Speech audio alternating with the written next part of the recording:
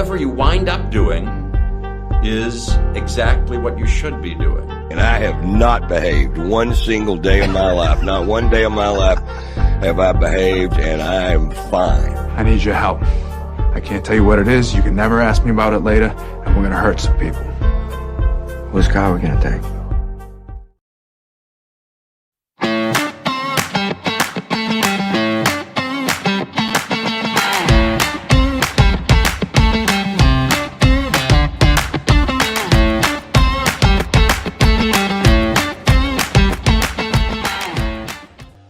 Good morning, happy Thursday, and thank you for joining us on the Nikki Medoro Show. I love seeing so many of you guys in the chat room saying good morning, starting our day together. Good morning to Kim McAllister. I had back to school night for my high schooler yesterday, and my husband was laughing at me about our conversation we had yesterday about how I realized I probably should not be walking my child into her extracurricular activities anymore. So I have decided I'm not going to do that. But I'm telling you, I loved Marley's teachers. I really, really did. I don't think there was one teacher. I mean, the last teacher, her math teacher, he was really sweet. But they only get 10 minutes and he spent way too much time like telling us about himself and like how many squares are in this box. And it wasn't like what us as parents wanted. It's like, how do you grade? What do you expect? We have 10 minutes. We got to book it out. So that's the one teacher where I'm like, I got to send them an email.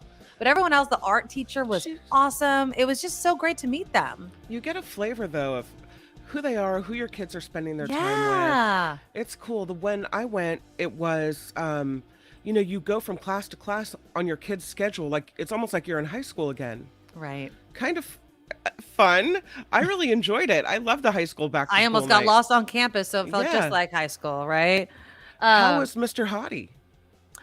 Okay, so Mr. Hottie is my daughter's Spanish teacher. So she goes to her first day and she's like, oh my God, my Spanish teacher's hot. Now, just a little bit about my daughter. She doesn't think anybody's hot. Like literally, I mean, Harry Styles is hot, that kind of thing. But as far as like anybody cute in your, no, nobody. She's like, ugh. I'm like, okay, so for her to say that someone was good looking. So I told my husband, I'm like really excited to see who this Spanish teacher is, because you see the picture on the website and I'm like, all right, he's okay. I get it now. I go in, I don't know how old he is, but he's obviously a younger teacher. Mm-hmm. But he has the short sleeve, kind of half button shirt and like just a bunch of tattoos like halfway down his arm. And I was like, oh, well, that'll do it for you. You know what I mean? So, they're talking about puberty, teenage girls, hot guy with tattoos. Yeah, pretty much. But he was really, really nice. He told me to cover up those arms. No way. Sir, I mean, you're riling up the teenage girl exactly. population. Yeah. If teenage girls have to cover their shoulders, sir, I'm sorry, you're gonna have to cover up your tattoos. It's very distracting. But no, I liked his attitude about language. I was telling Kim right before we came on. Que bueno, señor. I know, right? I asked him if he liked the language apps like Duolingo and Babbel and those, and he said, he's like, controversial take. He's like, I don't like them. And it's because of the way he's teaching the children. I think he's like, it's more of a vocabulary type thing. And he's working with them on what he calls the sweet 16 as far as the verbs. And he said, if you think about how we speak, we use certain words and, conjugates of it constantly, right? Mm-hmm. Like I have, I see, I say, those sorts of things. And so he's really working on that. And he's like, these kids come out, yes, with, I don't know, donde está el biblioteca or la biblioteca or something like that. And he's like, no, I want them to kind of speak in a way that he's teaching them. So, he's the teacher. Marley's never had any, besides my mother, because she speaks Spanish. I don't speak Spanish fluently. I understand it more than I could speak it. So I liked him. I loved her art teacher again. It's 3D design, which has nothing to do with computers, which is awesome. Her English teacher. Yeah, it was just really nice. A lot of them had like phone pockets where kids can put their phones so they don't have them in class. What's it just weird? was really awesome. They want you to put your phone in the packet so you don't have your phone, but they say nothing about your Apple Watch. We don't have Apple Watches in this house, but yes, I know exactly. It's the phone's on the wrist. So I wish they would do something like that. I feel like it's a different It's just my watch. You're so full of crap. It's counting my steps. You're full of crap. It's a phone. Yeah, we have no. I don't have an Apple Watch. I want one. They look really cool. I've wanted one for a while. I cannot justify the cost to it. So It is expensive, I'll tell you. yeah, and I then don't have you have one to pay for either. cellular too for it, right? So You don't. You can buy the kind of Apple Watch that comes with its own phone number, or you can have the kind of Apple Watch that relies on your phone being nearby. but isn't the whole point that you don't have to have your phone nearby? No, I mean, why have both? because if your phone's in the pocket on the wall, Oh, I hear what you're saying. But no, like if an adult was using it, right? If I was going to go oh, run, I wouldn't want to bring my phone with me because I have my Apple Watch, right? I mean, I guess you could put your phone in your back pocket. Look, way too many electronics. And why do you need? That's too much. Why do you It all need it? does the same thing. I don't need it. But I did get one for my dad recently, Okay. who were worried about him a little bit about falling and stuff. Right. Yes. And it has this SOS feature where you Mhm. can, it's kind of like the necklaces you wear where you push a button kind of thing. Yeah, I've fallen and I can't get up type of thing. Yeah, Yeah. yeah. And he loves it. He's very excited about it. I didn't pay for it though, I have to say. Oh, wow. It was A gift? it, it was Regifted? reimbursed. Oh, No, okay. Did you regift? it was reimbursed. I have this fund where you put your employer puts in a bunch of money, Uh-huh. and it built up in San Francisco over time, and so Oh, now I yes. have this big pot of cash, which is why I did it. I'm like, okay, so yeah, it Ended up paying for it. allows you to pay for a fitness watch, and I'm like, well, I guess I'll get my dad that then. Oh, Yeah. I didn't know it allowed you to pay for the fitness watch. That's Yes, something to it keep in does. mind. Hmm. Okay. I love Jim's comment here, though, Kim. You glance at your watch to see if you want to pick up your phone. This is what I have found, and I'm not Oh, how knocking funny is any. that? I'm not knocking any of you Apple Watch or whatever fitness watch people, but it used to be that the universal signal to, oh, I have somewhere to go, right, was I got to look at my watch. So now when I'm talking to some of my friends that have these watches, I'm always like, do you have to go somewhere? Like, because you're constantly checking your watch, like, oh no, I just got a message. But they get a message constantly. Like there's constant notifications. So they're always looking at their watch, which no offense, it's kind of rude until you realize we're 2023. They're not trying to be rude, they're just checking their phone. But it's a little annoying, I'm just gonna say, because you're like, do you have to go? Do you have to read? Do you have to call somebody? And they're like, nope, just checking my never-ending messages on my phone. But I digress. Yeah. Yeah, I do think for students, it's a way for them to get around the no phone policy in some of these Right. classrooms, especially when you're not allowed to bring your phone to the bathroom. I saw that in almost every classroom that I saw, like a note, like if you're going to go to the bathroom, put your phone right here. Um, I get it because they don't want to be like meeting up with people or having conversations that they're not supposed to have and blah, blah, blah, blah, blah. But yeah, I was really impressed with all the teachers and the moms that I talked to there. They were also impressed. So yeah, we'll see how the year goes. I'm very, very much optimistic. Wait, do you have do you have like a parent app that like has all the grades and everything like that? Oh yeah, Ours is Aries. called so we have Aries, but then we also have Mhm. something called Canvas, which allows us to see the assignments and the grades and everything like that. So I think they're combined with our Aries account. They So do that's a Google little Google bit much. Classroom What too. is it? Oh, Google Classroom. Yeah. Mm-hmm. Yeah, we're not doing it. We still do Google Classroom for middle school. No more Google Mm, Classroom for our high school kids, but I yeah. digress. I do want to talk about school coming up after Kim's headlines. Um, so a California judge has halted or stopped a Southern California school from requiring parents be notified if their kids change their gender identification pronouns at school.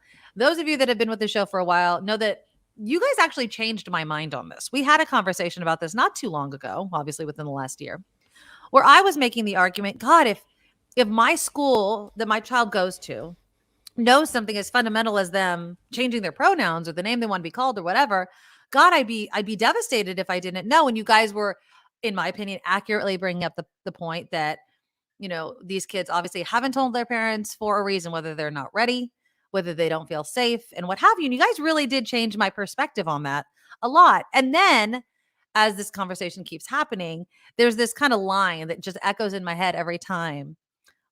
this issue pops up, and it's like, if a parent doesn't know something as fundamental as their child's pronouns or their names or what they're going through, then that seems to be a parent-child issue, and the school shouldn't be involved in that. And it does ring true. Like, I can't imagine, and maybe it's because I'm naive, maybe it's because I have a totally different relationship with my children, but I just can't believe that I wouldn't have an inkling about something. Now, if I don't want to bring it up, that's on me, right? Like, if you're a parent and you suspect your child might be gay, might be gender fluid, whatever, you need to initiate that conversation with your child. But to be mad at the school about it for not telling you seems like you're kind of abdicating or pushing the blame to people that are just trying to educate your kid. Because the other question, and let me know in the comments if I'm off here, what I understand this to mean is a child would rather have teachers, other students, administration know something as fundamental about your child before they tell you. And to me, that says something. You know what I mean? Like, they feel safe saying it there, expressing it there, but not at home. And I don't know why. And I'm not saying the parents are always bad or at fault or whatever, but it is an issue. And so we'll talk about that. And you guys let me know. I mean, am I looking at this the right way in your eyes? Am I missing something? Because now Rockland is another school this is probably going to go before another judge. Rockland is requiring schools notify their parents if their child has to be identified as a gender other than their biological sex. And this morning I woke up, and a woman I knew when I lived up in Sacramento, she lives in this area, and she's so disappointed. All on her page is just shame on the Rockland Unified School District for doing this to the kids. Now, obviously, DA Rob Bonta is going to most likely bring this before another court because he wants a similar ruling as was seen in Southern California. Let me know in the comments what you think about this whole fight. And two, who would you blame? If you found out through whatever means that your child was using a different gender pronoun, even a different name, being identified a different way in school, and you were not told, where do you place the blame? Because I think that that's what some parents may be doing, is there is this realization that the child that I would hope that you love and would lay your life down for doesn't feel comfortable enough to tell you something. And that could just mean they're just not ready, that they're just figuring it out themselves and putting it into words to the people that are most important to them, their parents. They're not ready to do. It doesn't have to be anything malicious. On the other hand, it could be, yeah, you guys have expressed really hateful things about the LGBTQ community. So why would I tell you any of those things? So let me know in the comments what you think, because this is going to make its way all the way up and down the state of California. And again, while I would be devastated to not know, I don't think that I would necessarily blame the school for that or look to the school to know something as vital about my child as possible. I also want to, speaking of, the most important issues facing your children, Oakland Skyline High School students back in school after there was a shooting on campus. So let's kind of weigh these two things. What do you think kids want parents to fight for? You know what I mean? Like, do we want to argue about library books and pronouns? Or would we like adults in the room to do something to protect our kids from mass shootings? Now, maybe I'm conflating the two. We should be able to kind of figure out both. But if I had to choose an issue that I'd like something to be done about, it's not pronouns, right? Leave the kids alone. Let them do what they want to, identify the way they want to identify, feel comfortable in their own identity at school so they can learn. How about this? Let's try to keep guns out of schools. Let's try to stop mass shootings. Let's try to help keep our kids safe. Okay, so let me know in the comments. I'll get to some of your comments after Kim's news. Also, I want to talk about this devastating news, and I know it's not devastating probably to Kim, but Raging Waters here in San Jose is closing. No, I was disappointed when I heard that. I mean, that's the last water park in the Bay Area. Now, that's not, okay, so it's not exactly true because Great America has, I don't know if it's called Boomerang Bay anymore. I think it might be. They have a water park inside Great America, but Great America is supposed to close down in like 9 years or something. Yeah. There's a long-term plan to close Great America. Now, there is a little bit of a silver lining with Raging Waters. They said they are not reopening. that doesn't necessarily mean that no company will reopen it. It happened, I think, in Sacramento, where there was a water park up there. It shut down, and then another company stepped in and like revamped the whole freaking thing. Okay. I wonder Fingers crossed something like that would why. happen. Like, I wonder, is the insurance too much or what happened? Because we had Windsor Waterworks in the North Bay that closed Right. down. Right. I thought there was one out in Concord. Did that There close as is. There's well? oh, what is it called? It's kind of related to Magic Mountain, I think. I'm brain farting on the name, but there is one. There is one right Hmm. next to the Concord Mall where McCooney's is. It's right near there, which is Oh. the sushi place that I love. No, yeah, there's a water park up there as well. It's not. I don't think it's as big, but it might be. I don't think I've been there as Raging Waters. Now I'll share my Raging Waters stories because I grew up it. I mean, it's been I think 1985.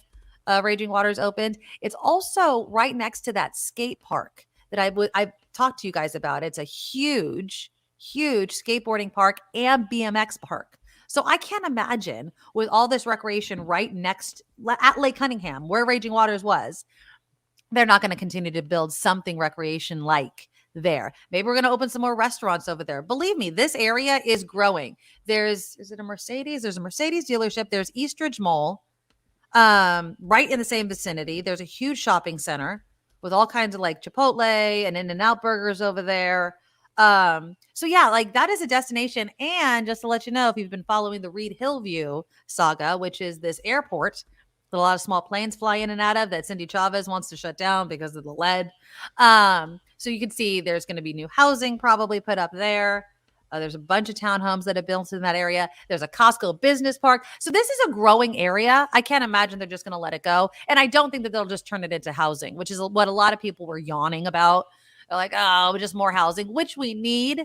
But we also need something for kids to do, right? So that's going to be my question when we talk about this is, are we spoiled a little bit in this area? Like, it's not as if every place in this country has access to water parks and amusement parks and things like that. I mean, there's still golf land. I'm just trying to think of all the things in San Jose. There's golf land. I'm not a miniature golf person, so there's golf land. You know, we still do have Great America. But yeah, I mean, I was shocked to hear the news about Raging Waters. All right, we're going to talk about all of that and so many more things. Let's do some headlines with Kim. But when we first come back after that, I do want to get your guys' take on the pronoun issue and how important is it for schools to be the one to tell parents? Shouldn't it be the child if and when they're ready? Let me know and we'll discuss that next. Now, from around the world to up your street, the Nikki Medoro Show presents News Czar Kim McAllister. Well, good morning. It is the Nikki Medoro Show, and let's start with the former president. The U.S. House Judiciary Committee wants the Georgia District Attorney prosecuting former President Trump to turn over documents this morning. Republican Committee Chairman Jim Jordan of Ohio sent Fani Willis a letter late last month demanding records related to any communication with federal officials concerning her investigation. Willis is prosecuting Trump and 18 others in a sweeping indictment accusing them of trying to illegally overturn Georgia's 2020 presidential election results. Federal prosecutors plan to indict Hunter Biden on gun charges before the end of the month. Yeah, that's the new word. The president's son had agreed to a plea agreement that would have spared him jail time for allegedly purchasing a gun when he was a drug user. The deal had Hunter Biden entering a diversion program. The agreement fell apart, though, in court in July. More than half of Americans believe that President Biden's policies are actually making the economy worse. What about Bidenomics? Well, a new CNN poll found 58% of those surveyed said the president's policies have worsened economic conditions in the U.S. That's compared to 24% who said his policies are improving the economy, and 18% who said his policies have no effect. Well, do you think that this is because people are aware of exactly what is happening to the economy? I mean, people have downgraded the risk of a recession. Of course, the percentage depends on who you're asking. The number of jobs that we're creating, inflation is not completely under control, but it's getting better. I know gas prices are up, but again, that's not on Biden. So what do you think it is? because I'm kind of feeling this is just politics, right? It's like if you don't like Biden, you think the economy sucks. And there's no real evidence to fully support something like that. I just don't get it. Well, it seems like there's enough jobs going around, right? Yes. You don't hear of people being, I can't find a job. I can't find a job. I've been out of job for a year or whatever. No, it seems like if you want a job, you can go out and find one. However, I think it's the day-to-day spending. If you go to the grocery store, it costs a mint. You know, you Yeah, buy I mean, five yeah, items it and it's does. already it's $100 already. So I think people feel that, and every day people are seeing that things are costing them more. But I also feel like, some of the ways, and I know that obviously there's supply chain issues and then there's just straight up corporate greed, right? They're going to blame the economy and inflation for everything and keep their prices high. If you don't think that's happening, you're fooling yourself. But also, I feel like any sort of checks and balances on prices that, let's say, Biden wants to do, Republicans come out against it, right? It's anti-business. You can't, crack down on, price gouging or things not necessarily legal, like emergency price gouging, but those sorts of things. I mean, remember even Newsom was trying to do that with gas prices and the oil companies and trying to make all of that, the hikes in gas prices more transparent to make sure that you weren't being gouged. It's not as if Democrats and President Biden don't want to get the prices down, right? So, but they don't have complete control over the private market either. So, if you're still going to the grocery store and buying Lay's potato chips, and Lay's profits are high, and I'm just using them as an example. Yeah. Lay's profits are high, but so are the prices of their chips now. Bring it up with Lay's, right? Like I feel like capitalism is the ignored reason for so many of the economic problems in this country. People will pay what the market will bear. And if a company wants to raise its prices and you still keep buying said product, then they're going to keep charging you higher prices. So I think it's not as easy as blaming Biden. That's what I think also the cost of doing business is increased, right? So things cost businesses more, the ingredients cost more, the packaging costs more. There's supply chain issues, so getting things is troublesome, right? And everything costs more for us. Everything so does cost when more, we yes. walk out the house, we're going to the store, we're paying more. We're going to the gas station, we're paying more. Every bill is going up. PG&E is going up. It's like every time you turn around, somebody's jacking up your rates or charging you more money than they were before. And Americans see that on a daily basis, like how much money it costs to live. Here's how much it costs, however many years ago, and here's how much it costs now. And who's ever in office gets blamed. Who's ever in office gets blamed. And I understand there may be other reasons for jacking up interest rates, but even your credit card payments are more, everything. And so I think you turn around and you look at how much you're putting out, and the economy for most people is, how is it affecting me? Yeah, right? Absolutely. And they're looking at him going, how can this be? Why are you not helping me? Why is it that, everything's costing more and you just keep inflating the interest rates? How is this going to work? And so that's why. And I understand there are a bunch of reasons why they have to do it economically to avoid a recession and everything else. And he's going to take the brunt of this one. And I think that's going to be the big ding that he'll have to take the criticism for during the election. People will rail on the economy. That's what it's going to be. Absolutely. Yeah. New projections, I can say the word, show Hurricane Lee could make it all the way to the East Coast. Uh-oh, here comes another one. The hurricane formed over the Atlantic Ocean Tuesday and is expected to strengthen into a Category 4 storm by Saturday. Wind speeds up to 150 miles an hour on Hurricane Lee Hammer. An American forecast model predicts it shows it hitting the edge of Cape Cod and heading up into Canadian waters. So that's the trajectory for this one. I mean, that looks bad. I mean, again, because obviously Florida hasn't recovered from Idalia. I was like, Ileana. No, Idalia. There you go. Yeah. Oh, geez. Well, yeah, this one doesn't look like it's headed toward Florida, but still, now we got Hurricane Lee barreling toward Cape Cod. Yeah.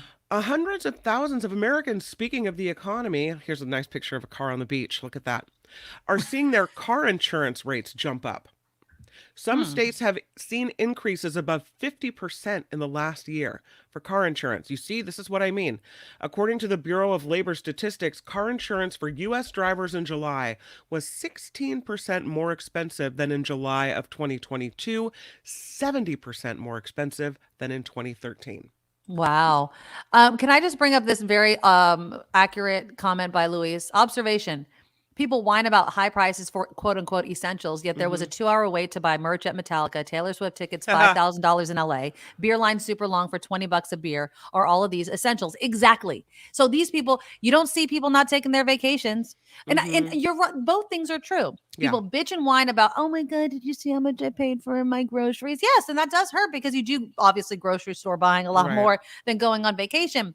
But stop acting like you don't have money. And how do you have money? Because you have a job. Like, so yeah, I liked that comment. You're absolutely correct, Luis. Absolutely correct. It's true. When my daughter went to the Taylor Swift concert, the line for the merchandise table was so long at the beginning and at the middle of the show that she didn't get there till the end. So she got the tail end of whatever was available. Right. Because it was so long, she would have missed the whole concert. People are buying. Yeah, no, you're right. I told Marley, I was like, we'll get something online. I was like, you don't have to get it there. No one will know the difference. Ukraine will receive depleted uranium anti-tank rounds from the United States for the very first time. The shipment of this controversial munition, part of a new $175 million aid package. The Pentagon saying today or yesterday that the decision comes after months of debate over this armor-piercing rounds, which are expected to be highly effective against Russian tanks. So, yeah. And here in the Bay Area, video streaming company Roku is cutting the workforce yet again. Yeah, the company announced Wednesday it will lay off more than 300 people in a third round of job cuts. Roku let go of about 400 employees between last November and in March of this year.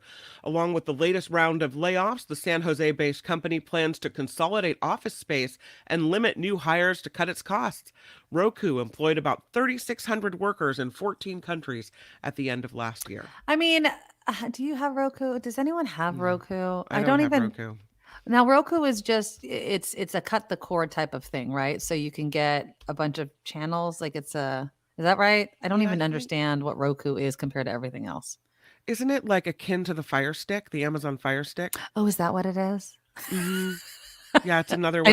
I've never had Roku. So I know the name Roku, and maybe that's the problem with Roku and why they're laying all kinds of people off. People don't even know. Denise loves Roku. So is Kim correct, Denise, that like it's like an Amazon Fire Stick or the Chromecast or whatever? So that is it. So Joanne says she prefers the Amazon Fire Stick. Interesting. So they're not all the same. So I know now that I have a smart television, I don't have to worry about all these things. But I had the Chromecast. I have the Chromecast, right? And then I have that in my bedroom. And it's just so I can watch the news. I don't really like to watch too much TV, but we have an extra one. I don't one over the other. I just bought the Chromecast, and that's how it basically happened. I don't know if one's better necessarily than the other, but Joanne, if you like the Amazon Fire Stick, what did the Fire Stick have that Roku didn't? I don't know. Everyone seems to love Roku. It's a streaming device. Okay, so Walnut Creek says I love Roku. We have Roku. It's not bad. Yeah, I don't know. Maybe there's just too many people in this field. You know what I mean? Like there's just too much competition in this streaming, cutting the cord type of company that some people are going to have to lose their jobs. Sorry. I am looking up what is Roku. They say it's what is Roku anyway? What is this Roku nonsense? What is this Roku you speak of? Roku is a brand of hardware digital media player. They offer access to streaming media content from online services. So yeah, I think it's like Amazon Fire Stick. Yeah. Okay, yeah. Oh, and Denise says I'm old and Roku's simple. Okay, yeah, if that's the remote right there, that looks pretty simple. That's like what do they call it? The Cricket, that cell phone for people that only want to dial like their kids. Yeah. Yeah. Okay. I love my smart TV. I haven't had a smart TV ever, and so this is my first experience with and we just bought it a couple months ago. Love it. Now I don't have all the apps. There's too many apps. Makes me not want to subscribe to anything. And Flo says you still have to pay for all your subscriptions. Yeah. Yeah. I don't know. Okay. Oh, David says, okay, it's a streaming device, but also a channel with content. So similar to what Amazon Fire Stick is, right? They have Amazon Fire Stick, but also if you have Amazon Prime, you get all the shows and everything. So it's a streaming service and a way to stream. Got it. Yeah. Okay. Thank you.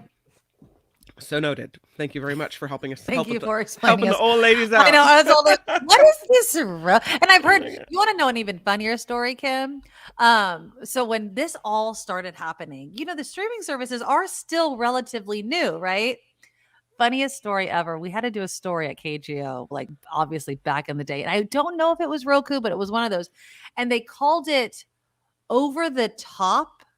It was OTT. Okay, was what it was called because it went over your like cable box, right? And so you didn't have to use the cable; you did it over that. Okay, I think I was talking to Brett Burkhardt, and we were trying to figure out what the hell this meant, and we kept thinking that it meant it was like spectacular. Like, oh, this is this over the top, fantastical like thing. And then finally, I forget who it was in the newsroom. They're like, no, it's literally over the set top box. Like, I was like, oh, okay. I had no idea. I had no idea what it was. But yeah, it was really, really funny. That was my first. I have no idea what this technology is. Old senior moment. But there you go. Oh, so funny. A big day today. I know. Nikki knows what's happening.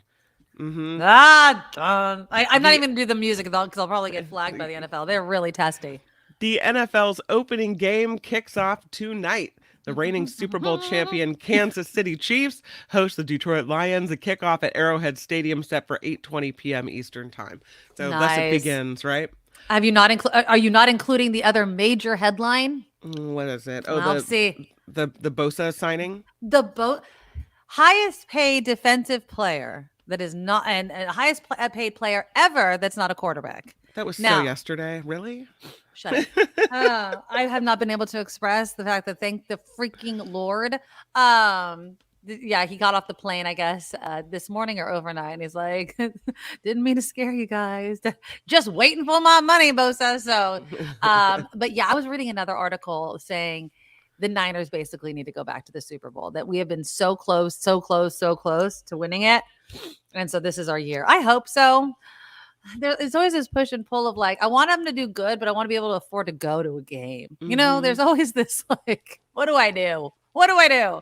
So, but I really hope to be able to use all the money that I don't have to go see my Niners play.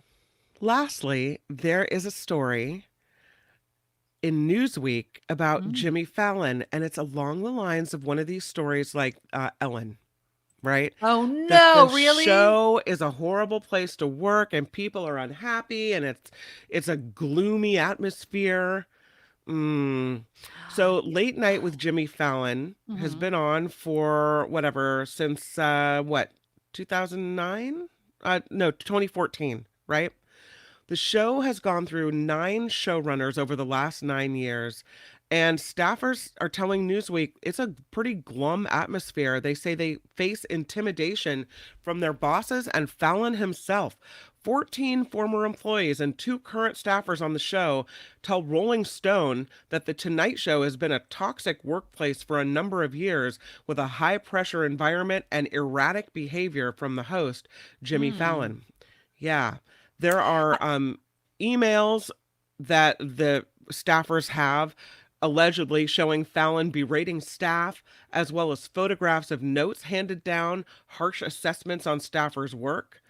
I mean, I guess if you write a crappy joke, you're going to get a note that says that sucked. I don't know. It's got to be difficult to be the face and the name, right? The Tonight Show with Jimmy Fallon, right? So as you were talking, I Googled it. There's this BuzzFeed article about the Rolling Stone article. This is one of the quotes. It was like, if Jimmy was in a bad mood, everyone's day is effed. People wouldn't joke around the office and they wouldn't stand around and talk to each other. It was very much like, focus on whatever it is that you have to do because Jimmy's in a bad mood. And if he sees that, he might fly off. Let me just play devil's advocate because I can't imagine having to work with somebody that I had to be on eggshells about or around. But it has to also be hard to be on.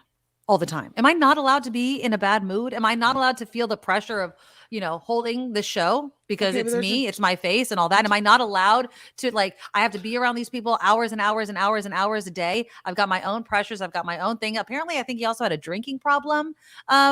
So but I there's don't a know if he's diff still in recovery, there's but a difference between being in a bad mood or having, struggles with life and having, I don't know, your own problems versus taking it out on everyone else. I hear what you're saying. Yeah, and I'm not trying to defend Jimmy Fallon of anything, but again, we don't know what it's like to work in this type of work environment, right? Hmm. I'm only going to go anecdotal of like what we see from behind the scenes. Everyone's sitting for hours in a room, bouncing jokes off each other, seeing things like that happen. We know Kim just in our own little small microcosm of media. When ratings are down, when competition is up, when you feel like you're not, resonating with people. I mean, that's hard. Not to Hmm. mention social media. Who knows what's going on in his personal life? Not totally trying to be like, oh, Jimmy can treat all of his employees like crap. But at the same time, people are allowed to complain about their boss, right? Like, your boss can sometimes suck. And just because he's a celebrity and has this like funny persona doesn't mean he can't also be an a-hole. So Hmm. that's life, workers. And I also think the writer's strike, has, not going to play conspiracy theorist here, but I'll play conspiracy theorist here. What else are these people doing right now? But bitching and moaning about their boss because they're not getting paid right now. So maybe they got paid for this interview. I don't know. There's a couple of staffers who are saying that a crew member handling the cue cards Uh-huh. on the set was scolded by Fallon right in the middle of interviews with Jerry Seinfeld. Okay. The employees say Seinfeld told Fallon to apologize to the staffer, which he did. The moment didn't make it to screens. And that means to me, see, if the moment makes it to Ah, the screen, it's like, a joke. it's Yeah, yeah, yeah. funny, it's a joke and whatever. If they cut it, it means it made Fallon look like a total jerk. And so he wanted it taken out. Oh, absolutely. Yeah. Absolutely. I mean, that's like, if we record something, I mean, not this show, but on radio, on KGL, if it was recording, you take all the moments that don't make you look good, right? So That's right. you Right. don't do that. Yeah, that's unfortunate. I'm not a huge Jimmy Fallon fan. He is not to. I like Jimmy Kimmel, and I don't watch any late night TV. Full disclosure, I do not watch late. If it ever crosses my eyeballs, it's because Hmm. it made the news, so I rewatch it later on. But I do like Jimmy Kimmel. And I'll even say I liked Ellen back in the day, but I wasn't a huge Ellen watcher. But it does not surprise me when headlines like this come out. I mean, does it really surprise you? It surprised me about Ellen because I felt some people maybe can fool you where you think their personality is just their personality, right? It's not all for show. It's not theater, right? But Jimmy Fallon, there's some kind of veneer he has to him where he laughs at things that aren't funny. Yeah. And sometimes when he like keels over and laughs, it's like it seems fake to me. It never seems Yeah. it seems like it's all, just kind of putting on airs. So I don't Yeah. know. I I don't get know. what you're saying. I mean, but again, I'm just going to final point.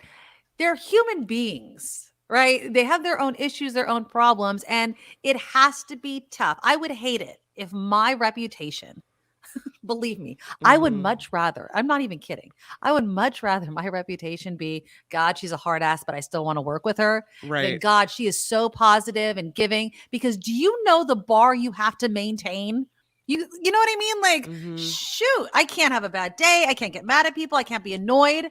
I can't have anything else because I have to be happy, bubbly, easy to work with, Nikki. That's not going to happen. Well, it's not So realistic, it's you know. not. But So, it's but again, I it's don't know. how you deal with that. Everyone has their moments, right? Absolutely. Yeah. But And Vicky's right. There's no excuse to abuse yeah, people. Absolutely. Like if it gets to abuse, yes. But if it's like he's in a bad mood, watch like if he's a Trump throwing ketchup against the wall, right? Like if right. that's unacceptable. Yeah, that's where you Um cross a line with yeah, and if people. there's, denigrating people, humiliating people, those sorts of things, no. But if it's, oh, he's in a bad mood, watch out. Yeah, welcome to the real world. People are in bad moods, and maybe you should stay the hell out of their way. That's competing and working at a very high level. Not an excuse for abuse, but people are allowed to have bad days. So it So just I can't blend. realized that the Nikki Medoro Show is a lovely place to work. And I realized that we don't have the level of pressure with a network breathing down our neck Right. and, getting canceled or whatever. Because it's our show. We can do what we want whenever we want to do it. Can't cancel me, bitches. However, we have gone with you Uh-huh. through some really tough times in your life. Yes. We've been there when your daughter was in the hospital. We've been Yes. there, when you didn't know what was wrong, but you were going through all these, doctor's appointments and everything. Everyone here right now in this chat room and on this show and listening and watching, we've been with you through those tough times. And you had bad days and you had disappointing news. Yes. And you were, it may Not have an asshole. affected you. Yeah, but you weren't an a-hole to everybody else. Yeah. You share the problem you're going through. People empathize with you, and that's kind of how you let it out. So I don't know if there's if the S rises to the top, if it's always like that, if you have to be a Yeah. jerk in order to play the politics to get to That's a good question. I mean, maybe you know. do. Maybe you just have to crack that whip occasionally and be like, you know what, work. Because I could also think, and I'm glad you brought that up. I could think of on the flip side, and again, not this type of show, but like a Jimmy Kimmel late night show. People need to work their ass off. They need to keep, because the competition is huge, right? Like, do you want me to stay on the show? Do you want to continue to be a writer? And so there has to be a bit of a cracking of the whip, because if you're too nice, not that people take advantage of it, but people take advantage of it. Like, it's like, okay, well, Jimmy's nice. He'll, he's not going to criticize this, that, and the other. I don't know. We're just speculating here. But if he's being abusive to people, that's not right. If he is, publicly humiliating like cue card holders in front of the guests during the show, rein it in there, Jimmy. But I guess we'll see. But yeah, it is a little disappointing. So the quote from Fallon, without addressing him directly, a spokesperson for NBC is defending The Tonight Show, of course, saying to Rolling Stone, "We are incredibly proud of The Tonight Show, and providing a respectful working environment is a top priority. As in any workplace, we have had employees raise issues, and those have been investigated, and action has been taken where appropriate. As is always the case, we encourage employees who feel they've experienced or observed behavior inconsistent with our policies to report their concerns." So yeah. Blah, Chris blah, Rice, blah. Chris Rice is interesting, and I don't know if you're being sarcastic, but he says, imagine being born in the 90s and growing up in a daycare center and never having anyone scream at you. I don't think people need to be screamed at. I think he's like, these have been coddled kids that are now working for Jimmy Fallon, and oh my God, somebody's mad at me, so I'm going to cry to my mom. I think that's a stereotype that doesn't exactly fit. I will say that this younger or young adult generation has dealt with a lot of, for lack of a better word, violence, right? So, maybe they understand, like, look, that's not helpful, that's harmful, and maybe we should stop with that crap, right? I don't know that very many people that feel like yelling at someone constantly will bring out the best in them. I do feel cracking the whip, making sure they understand all those sorts of things is vital, but I don't necessarily think that we need to yell and yell and yell and yell at people in order to bring out their best. I just don't think so. Yeah, no, I don't think so either. I had this from Jim Liu. I thought this was kind of funny. "Perhaps we should stop drill sergeants from yelling at idiots who point the rocket launcher backwards. Maybe there are some people who need to be yelled at. So do we stop because some people call it abuse?" Well, exactly. Like that's basically my point, Jim. Is like, yes, there's a place for it, but I don't think that constantly being a hard ass, right, and being an a-hole is going to bring out the best in people. It's the kind of carrot and the stick thing. You give the carrot, and then finally you're like, well, now I got to give you the stick a little bit, right? But just being a drill sergeant constantly is no. I watched this show. Perfect. Just popped in my head. Perfect example. I watch that show Hell's Kitchen sometimes with Gordon Ramsay. Oh, yeah. Well-known chef that yells the crap out of people. And I know a lot of it is for the show.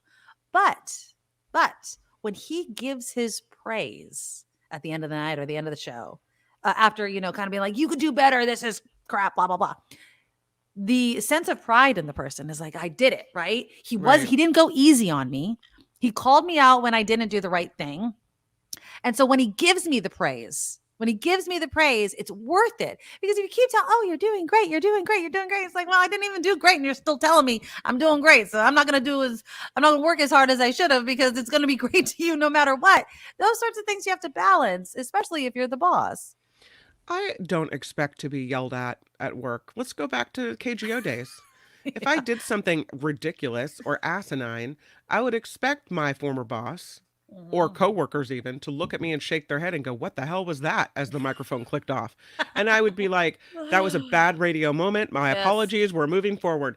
Whatever it was. I mean, everyone makes mistakes, or you go back and correct yourself or whatever. But what I don't expect is for my boss to rush into the room and start screaming at me or calling me names or belittling me or berating me. And I mean, trust me, I do that enough for myself, right? If I Right. make a mistake, I'm hard enough on myself where I'm kicking myself in the butt over and over Oh, again. I don't yeah. need to be yelled at. Oh, when you mess up on your, especially on the radio, Oh right? yeah. Or television, I can only imagine. Yeah. You are your own. You are berating yourself harder Oh than anybody else could in the whole God, entire I am world. such an Oh my, and you a-hole. won't I'm let it go such an either. idiot. Yeah. Over and over again. You're like, okay, it's fine, it's fine. I'm like, no, you don't Yeah. understand. I mean, yeah, it's hard when you butcher a word. Like I butchered a word on KCBS last week or the week before when I was working. Oh my God, I was so pissed at myself. I was so pissed at myself. And of course, like you just can't let it go. You just can't let it go. I do want to Mm-mm. say thank you right away though to Elwin. Thank you so much. And a good morning to you, my friend, for the $5 super Good chat morning, Elwin. donation. Yeah. Yeah, I don't think that yelling is necessary. And I'm speaking as a yeller. I am a total, not a boss like that kind of berating. I'm a yeller just because I'm a loud ass person. Mm-hmm. My family are loud. My husband, I've told you guys this before. My husband, when we first started dating, he really had to educate himself that we're not yelling at each other. This is just the tone of voice that we use when we talk. And he always still makes jokes about it. He's like, yeah, I mean, he'll just sit there because he's so different. His family is so different than mine. But yeah, that's different. Yeah. Lori says huge difference between yelling at someone in front of people and in private. Important to try to not humiliate people by doing it in public. Take them to task later privately. Well, it depends on what you mean by yelling at people in private and taking them to task. So you can talk to somebody about something they've done wrong with their performance or Right. things that you need them to do a better job at or focus on Yeah. more. But I would be just as upset if take my old boss, me Lee Hammer. If he pulled me into his office and screeched at me, I would find it very inappropriate. And I could totally see Kim McAllister saying that too. This is entirely inappropriate the way that you are talking to me. I'd be like, I Um, get that you're having a bad day. I would try to calm him down a little bit because it would be out of character for him. So I would right. know something was happening. But I certainly wouldn't tolerate an employer doing that to me over and over again. You know, and given the fact that there aren't very many radio stations to work at in San Francisco anymore, True. Yeah, I would feel exactly. like, quitting a job like that is okay. So either I quit or I stay on and take the abuse. I don't Take think the I'd abuse. take the abuse. Mm-mm. I yelled at one person privately. Mhm. No, actually, well, two people. They were not that we were equals. Both of them actually deserved it. I will maintain. I will not apologize. I'm not. This is not an apology, at all in any way, shape, or form. But I did yell. Actually, the first person that I yelled at, he was totally in the wrong, and tried to berate me. I told him he was completely inappropriate, and as I slammed the door in his face, I told him to f off. So that was one. I never worked with him again. I even went to our boss at the time and said, I will not work a shift with this person ever again. And if you schedule me, I will not be coming in. And they never scheduled me with that person. And then the second one, the person had messed up. And I was very upset. And I asked the person to leave the room because I was very upset and they refused to. And so I told them to get the hell out of the room. Wait, they So messed up? they messed up. Oh, They did something that embarrassed me on air. And oh. so I was so pissed. I was so mad. And I told them, they came into the room and I said, leave. I'm like, leave because I'm so upset right now. And they refused. And so I was like, get the hell out. And that was my yelling. But that was me warning them, like, I am not in the mood to talk right now. And yeah. But other than that, you know, I think I'm pretty easy to get along with that. I mean, I think you're easy to get along with, but I haven't really pissed you off yet, maybe. I don't know. There's people at work that you would never imagine. Like I've heard like get really angry at people and then like you would just be so shocked that I don't know, maybe there's something about myself that people feel like they can be mad at other people, but then not like say it out loud. But yeah, like I've heard people say F that person. I'm like, Oh, wow. wow, that person that I'm not going to name because it's not my place. But yeah, like I think people get frustrated at work. You're with these people oftentimes more than your own family. So think about how often you get frustrated with people you love the most. You don't even love these people half the time. You're going to get aggravated. But yeah, so don't yell at your employees. Don't yell at your coworkers. It's not a good thing. Ease up, Jimmy Fallon. Too tightly Exactly, wrapped, Jimmy. dude. It's not Come freaking on. brain surgery. Come on now.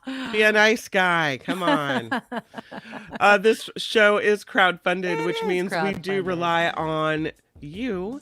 So check out our website at thenikkimedoroshow.com, thenikkimedoroshow.com. You'll find the Patreon links and the PayPal links, also the link to the Nikki merch, the Medorable merch. It's all right there. Somebody bought a cup yesterday. Oh, look at you. Okay. Here we are. There we go. That's him. I know you guys don't like him, but I cannot express to you how much joy I feel when I fill up this cup every morning. I'm just letting Indictments you know. up the ass. That's right. That's what it says on the other side. Indictments up the ass. I'm Kim McAllister, and this is the Nikki Medoro Show. Yes, please click the thumbs up, you guys, to show your support. It's easy, it's free. It gets us exposed to other people on YouTube, which we want because we love to grow the Medorable community. The super chat is live, of course. And again, thank you to Elwin for the $5 super chat donation. You guys are awesome. That was a great conversation. I love. This is what I love about the show. Our conversations just go off on tangents, and it's the best thing ever. But you guys did put in a lot of comments regarding what I was teasing about. And that, of course, is that a judge has ruled that a school in Southern California does not have to tell parents when their child changes their gender or wants to use another gender at school. And this comes at the same time that Rockland Unified School District up near the Sacramento area has decided that it is going to require schools to notify parents if their kids are transgender. Let me play you a little bit of this report from KTVU because I want you guys, again in the comments, to tell me where should the onus be? Who should be disclosing this to who? Is it the school's job to do this? Or is it the parent's responsibility to know their kid? Like, I'm sorry and thank you, Joanne, for the $5 donation. I was not able to watch your show before the time change. I enjoy it so much that I set up a Patreon monthly payment today. Joanne, thank you for becoming an official Medorable. You are awesome. Thank you. Thank you. Thank you. I really, really do appreciate it. You're the best. Be a Medorable. The Nikki Medoro Show at gmail.com. Our Patreon link is not Gmail. The NikkiMedoroShow.com is where our Patreon link is. Okay. So again, should the onus be on the school? Is it the school? Listen. I'm just going to say this. You want schools to do so freaking much, right? You want them to do so much. And on one end, you're like, tell me all these things that are going on with my kids that, in my opinion, you should at least have an inkling about. Okay? If your kid is questioning their gender, don't you think you would at least have some sort of inkling that something was going on if you were a parent? Let me know in the comments. Let me play you just a little bit of this report from KTVU. And again, this is about the Rockland Unified School District now requiring schools to tell parents. Really, the bigger concern is that this is absolutely putting the onus on the wrong people. This is putting it on children to self-report identities that they're still, shaping for themselves. And it's putting liability on teachers who now have this 3-day requirement to out their students. I wholeheartedly agree with these changes from a parent perspective and from a supporting the teacher's perspective. Again, the majority of the teachers that I talk to hold the view of supporting this, but they won't come out and say they support it.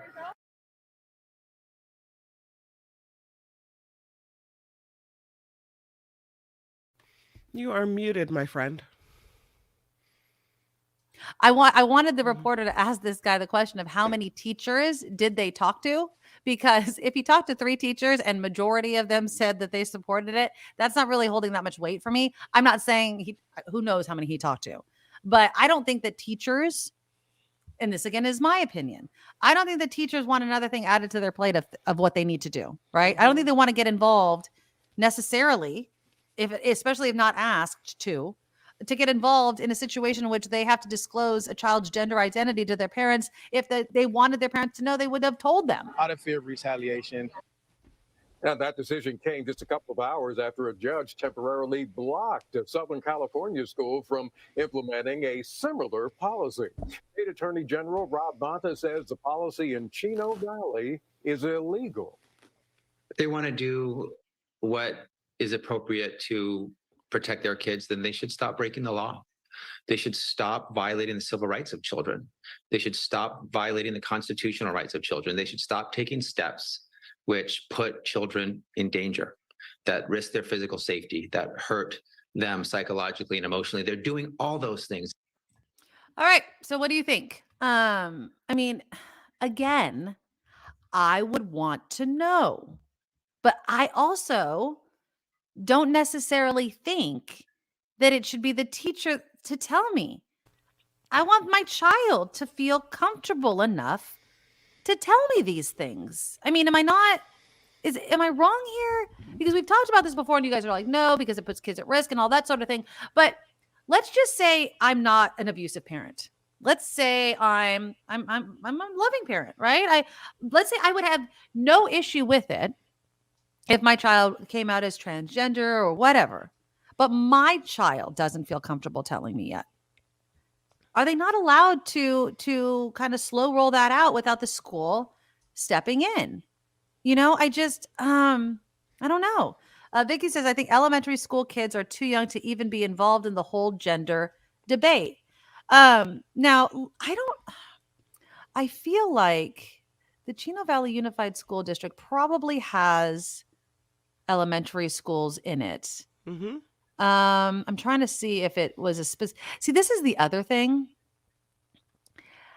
A lot of these court cases are brought up under the hypothetical. Okay. So there's not necessarily a story of a parent that found this out. No, I mean, I'm sure there are cases of it, but it's not as if this is brought by a parent whose child came and there's tragedy happened or whatever. It's this hypothetical because we have to talk about gender and pronouns so much, right? So they're like, we want to just make sure that the school has to tell us. Well, why? Is anyone demanding that? I don't know.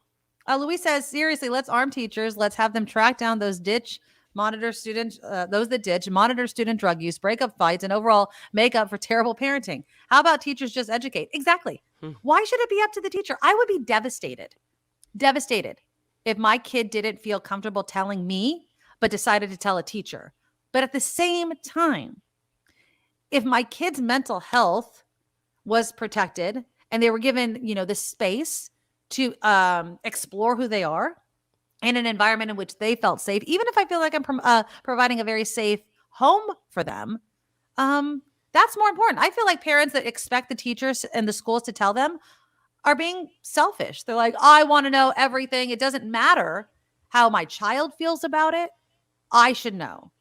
If your child wanted you to know and didn't tell you, that's a you problem. I feel like not every home is a safe place. Yes.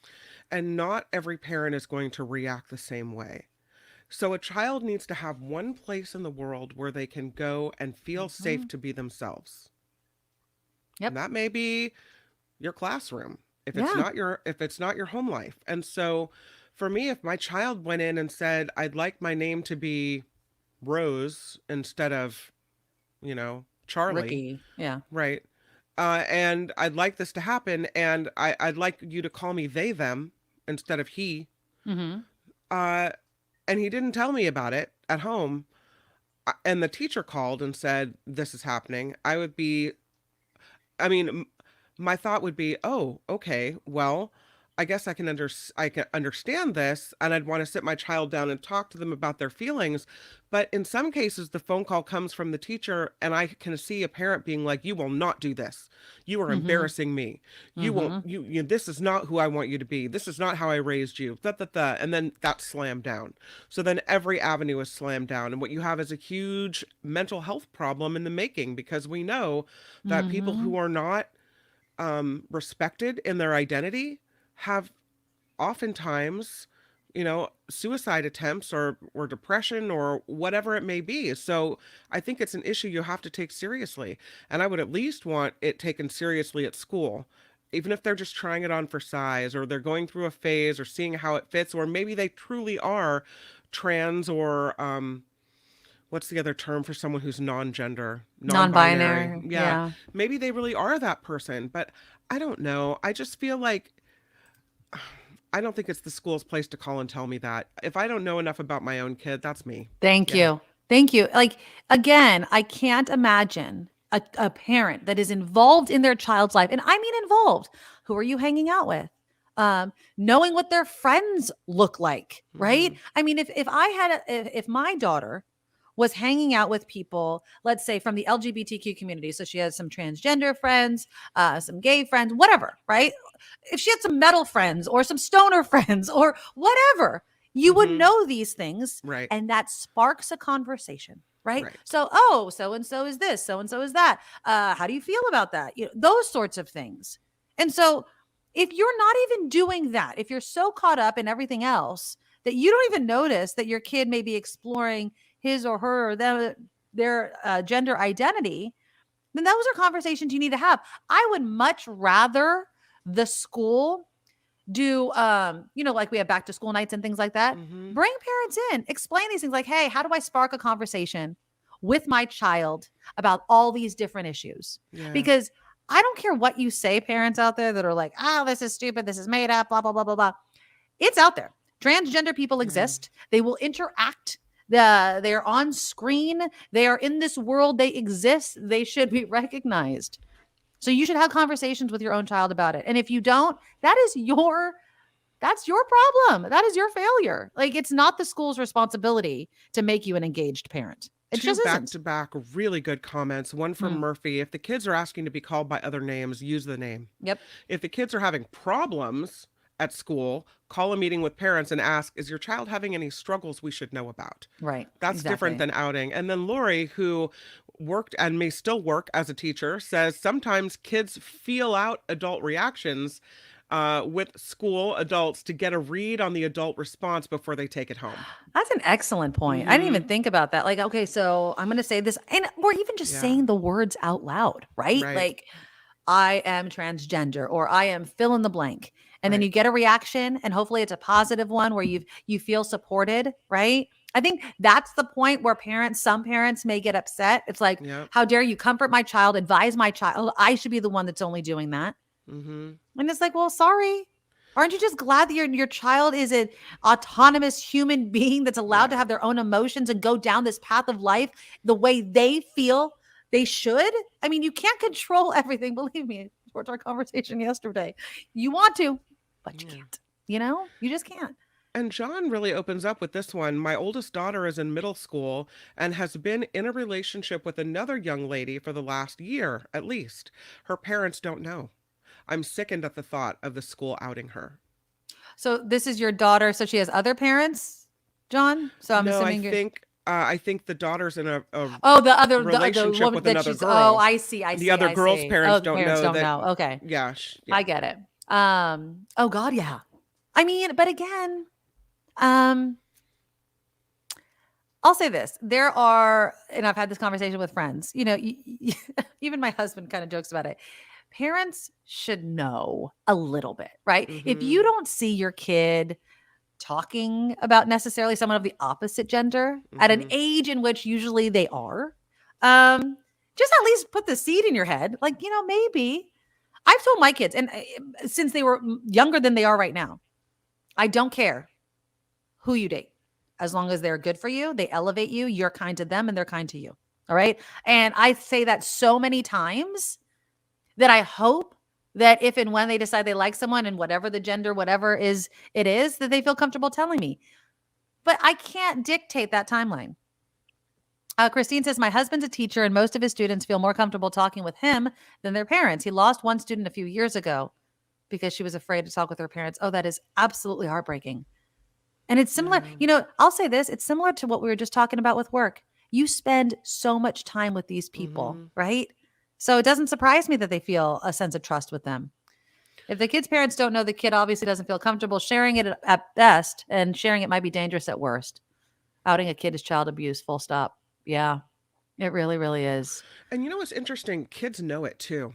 There was a field trip in 7th grade, and one of the boys had told his classmates that he's gay. Kid is beloved. Everyone loves this kid. He's awesome. And they were in the car. His mother was in the car, or another parent was in the car. I think it was another parent. Maybe it was his mother. I'm thinking it was his mother, with 4 other kids. And one of the girls said something about, well, you're gay. And he hadn't told his parents yet. Oh. And I don't think the mom heard it, but the classmates took the girl to task. Oh, hell yeah. They knew. They kind of, pulled her aside at the event and said, you don't say that. You don't do that. Kids know. And they absolutely do know. I think it's really disrespectful to a kid to not treat them like a little person when their parents aren't around. You treat them like someone that has rights and feelings, and I don't know. And that's absolutely correct. Parents will catch up. Trust me. We'll get there. And if you're a loving parent, and if you consider yourself a loving parent that's involved in their children's lives, then you should want to instill in your child some sort of right, just like Kim said, a right to decide when you want to come out and tell people about yourself. It's really, really, it's hard to know what the right thing to do is all of the time. And I'm not saying that, I've said it many, many times. Parents are trying their best, and especially your firstborn, it's the first time you're going through something. Lori says you're being ridiculously naive about what kids let parents see. You are coming from the view of being an involved, open parent, tolerant parent, and with a kid that's pretty open with you. Not every kid has this. Yeah. I understand this completely, but that's what I'm saying. That's exactly my point. Is so for parents to blame the school for not telling them and putting some of the responsibility on the school to open that doorway, I don't think is fair. That's my point. I know that there are things that my kid is probably hiding from me, right? I would hope that, I keep, expressing an environment in which they feel comfortable. But do I think that my kid's going to tell me everything the moment it happens to them? Absolutely not. I look at my own childhood. I didn't tell my parents everything the moment it happened or how I was feeling the moment I felt it. I told them when I felt ready. And in all honesty, looking back, some of that was a surprisingly long time. I was still close with my parents. I didn't feel like I was going to be abused by my parents. But I also don't think it's the school's place to bridge that. It's the parent and the kid's relationship. That's what I'm saying. You're absolutely right. I'm not trying to expect every parent should know instantly. No, but you also shouldn't abdicate that responsibility to a teacher. I think this comment is so important because it shows how key that relationship is between student and teacher. Yeah. Rod says, I would have felt betrayed by my teacher if they outed me. Then who do you turn to? And then tragic things can happen, right? Because kids feel so alone, so betrayed. And this is a moment in their life in which they are desperate for connection, right? And sometimes I think, parents have to learn that your kid's pulling away from you, right? Getting those wings, cutting those apron strings. And that's a hard thing to deal with. And then to see them attach to somebody else and get guidance and support can be a hard pill to swallow. But if it keeps my kid alive and mentally healthy, that's the most important thing. I just think that it shouldn't be regulated, but great conversation, guys. I love Vicky. I think junior and middle school is too young to have a serious girlfriend or boyfriend. That's a date for another conversation, though.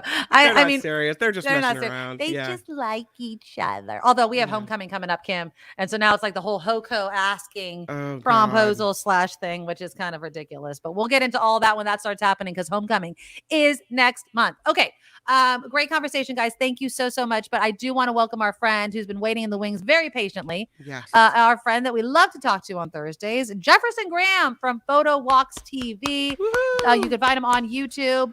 He is the guy to follow if you want to know how to take professional pictures using just your cell phone.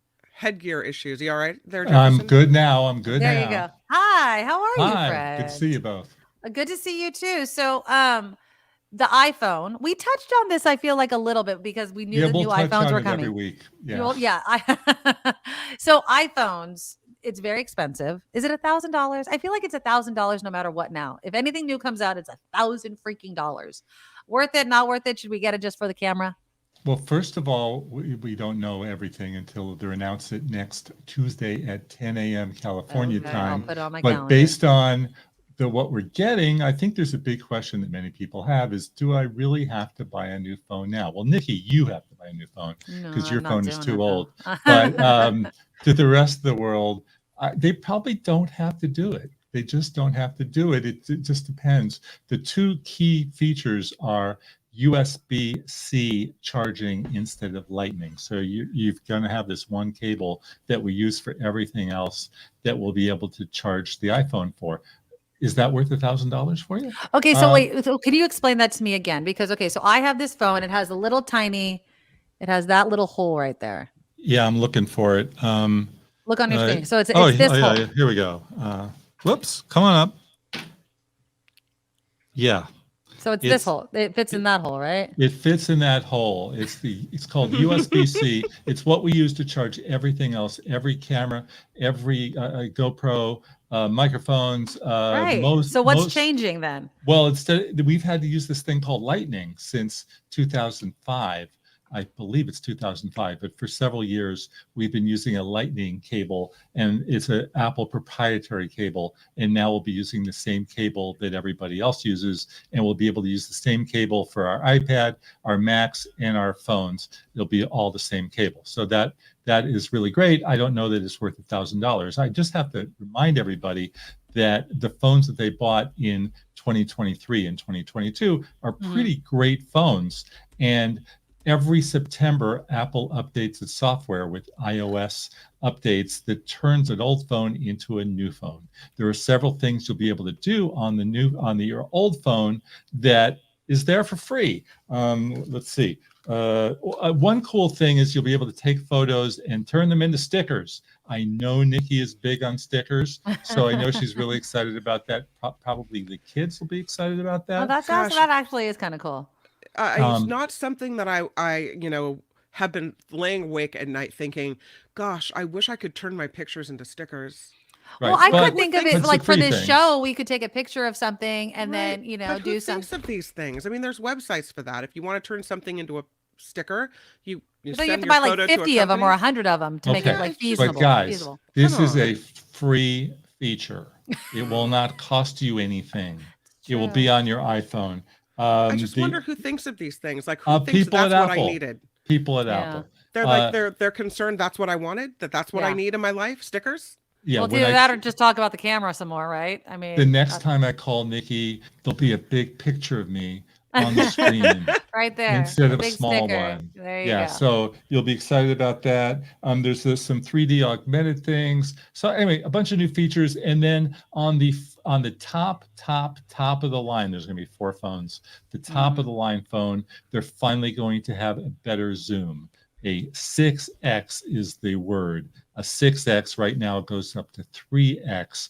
But I have this Galaxy phone here as well. Okay. That's 10x. So I'm a little disappointed here. But let's let Tim Cook explain, and we'll hear what he has to say on Tuesday before I give a final verdict. But for most people, unless they want the extra zoom and it's worth $1,200 for them, they don't have to buy a new phone. I'm just telling you that right now. Okay, so first off, would it behoove people to not update their older phone? Like for my phone that's really old, should I just not update it so that Apple doesn't slow it down because they want me to buy a new phone? No, you should update it because the security features are That's what they always tell me. I feel like that might be a scam though, right? They tell me there's security things that need to happen, but I'm like, really? Because I think you just want to do that to my phone to make it The slow funny down. thing is that a year from now, when we have this conversation next September, they will announce that your phone is inoperable. It cannot be updated. It's toast. It's forever gone, and you have to buy a new one. And for this year, that's the people that have the 10 or the X. I mean, come on. All right, Liz has a great question because this happens to me all the time, especially when people send me pictures. I try to download them. They're too big to email, all this stuff. They come out as HEIC photos. What is HEIC? It's a new format that Apple introduced several years ago. The best way to get around that, let's open it up together, go into settings. Okay. Then scroll down to the camera app. Everyone's reaching for their phone right now. Hold Yes, on. we're supposed to be doing this together. Then go to camera. Why is my camera so hard to find? I'm just going to search for it. Okay, open camera. Okay, the camera app. Uh-huh. The camera app. Then you go to formats, which is the top of the screen. Okay. And it says high efficiency or most compatible. Right. Mine is checked most compatible. I don't want HEIC because if you try uploading those photos to Pinterest, to WordPress, to our commenter here, there are things you can't do with that photo. I just assume have JPEGs. Thank you. Yeah. Mine doesn't say format. It must. It just has little icons. Okay, hold on. You went to camera. No. Don't actually open the camera. No, it's in the settings. It's in the settings. I knew what you did. Okay. Don't just in the camera section. Yeah. I'm already screwing it up. You're already screwing it up. Okay, but that's how to fix it. The advantage Apple's giving you for HEIC is that they're smaller photo files, which is fine. But do I click on, they're Jefferson? hard to do stuff with them. So camera formats, and then choose most compatible. Yes. Most compatible, not high efficiency. Not high efficiency. That saves me. That is going to save me so much. It's so annoying. Problem solved. Thank you so much. Thank you. That's my point of view.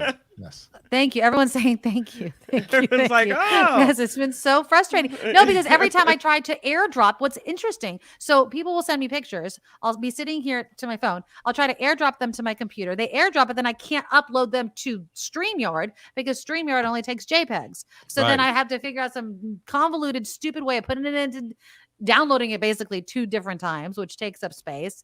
You're the best, Jefferson. In iOS 17, you can go like this to airdrop. You don't have to know about that either. Do I need that? That's another thing. The Kim McAllister question. Like, was I asking for that? I want it. You were? I want it. I airdrop all day, every day. And when I meet people and they say, I'll airdrop you a picture and what's your phone number? And, open up and yeah. What if I'm airdropping photos? I airdrop too many photos. Like, what if I didn't want you to have that photo? Is there any sort of protection of me not tapping my phone and giving you a little more than a tap? I mean, come on now. Let's talk next week when iOS 17 comes out and we start using it. And Full we'll disclosure, find out. I'm not taking those pictures. I'm just letting you know. I know people that do. I'm just saying. And I think that's the stupidest thing in the world. You got to be out of your mind to take those kind of pictures. No, they only bite your butt. Why would you do something like that? That's a picture in and of itself, Jefferson. So there you go. I mean. Angel is asking our friend Jefferson Graham, is there a benefit to switching from a Samsung Note 20 Plus Plus to Apple? They don't make the Note 20 Plus Plus anymore. I think that should be facetious, they don't. but yeah. I think she has that though, right? I bought the Samsung because I needed to be more well-versed when people ask me, well, you told me how to do that on the iPhone. How do I do it on the Galaxy? Right. I needed to know. So I bought it and I ended up really liking the telephoto lens, which I use. And then I like the variable speeds on time lapses. So I like having both. Hi, Ricky. I appreciate you listening and watching. Yeah. So I like having both. That's not going to work for most people, but that's what I have. And let's see what this new iPhone is. And then we can talk about which is the better phone. Yeah. I mean, again, now you mentioned moments ago, the fact that they're going to make my phone obsolete if it's too old. They can't really do that, right? Or can they? No. What they can do is say, we are not going to support the phone anymore. We are not going to offer updates, just like Microsoft won't support Windows XP. Okay. They just stopped supporting it. And you can't do updates. The resale market. Yes. How far back would you go? If you were going to buy an older phone, I mean, if you're, we were talking about, 13. Inflation, you'd only go back 13. That's old. That's newer than my phone. Well, that's 2 years old. I'd get an iPhone 13. That is not old enough, Jefferson Graham. Come on. I spent how much money on this phone? Well, what you in 19 what year? No, okay. So you bought your phone is 5 years old I think. So mine is mine's an 11. Yes. I can't believe it still works. I know. Shut up, you. You just got an iPhone. Don't be all hoity-toity about it. It's 4 years old. Okay, it's 4 years old. You use it every day, 365 days a year, all day long. Yeah. I use my bed all the time too. That thing lasts 10 years. So, I mean, you got your money's worth out of it. And, but the cameras are so much better now. I'll just give you that. The cameras are so much better than what you have with the 11. And yeah, I think my kid has an XR, so I'm sure she's listening to this. And she's like, that's the one that Apple will not support anymore. Oh, really? Starting next year? Starting like in a few weeks. Oh shoot. Don't tell me that. You know what that tells me? That means I need to get a new phone so I can give her my old phone. Does that mean the kid's phone goes dark, Jefferson Graham? Like, no, it means you can't do updates. Oh, and so that's like you can't put iOS 17 on. Websites won't work. All kinds of no things websites won't will work. Everything will work. You just can't update the stuff. And when you call Apple and say I have a problem, and they say, "Well, have you updated your software?" And say, "Well, I have an iPhone 11." So, well, we don't support that. So you're going to have to get a new phone. Yeah. Murphy says mine's an 8+. Well, those I feel were like my son might have an 8. My son has like a brick. It looks. That's a funny thing. You could always tell when I hand somebody like my kid's phone, they hold it like it's this specimen from outer space. They're like, "What is this thing?" He still has the button, like the tactile. Yeah, I love the button. I do too. I like the headphone jack, but don't get me started. You know here's what I mean? the thing: we make fun of people like Nikki for having an 11, but if she had a 3 or a 4, we'd say, "Ooh, that's a classic. That's amazing. You should frame that phone." Right? Here's another question. Do you think so? Jim was saying, I should turn my phone in for an $800 credit or whatever. Is that the best way? You will not get. You're not going to get $800. Do not pop my bubble on that. I'm just asking: is it worth it to do those sorts of deals with your mobile, your mobile carrier or what have you? Because part of me is like, if I have a good phone and I'm going to replace it, I'm keeping this phone just in case something happens and I need another phone. Right. Yeah. Like I don't want to sell it and then I don't have it anymore. Right. Well, you're not going to get $800. You get $200 if you're lucky. I have a car that has 150,000 miles on it. And so that's like really old and really junky. And the car is 11 years old, but it works. And I went to the Hyundai dealer and they said, we'll give you $1,000 for it. $1,000. Do you know the average price of a new car is $40,000? Now I'm getting off subject here, but I'm with Nikki here. You can't have my car for $1,000. No. You're out of your mind. Right? Especially when I paid how much? Exactly. I just feel like I know I use this all the time. You're absolutely correct, Jefferson. It's a computer.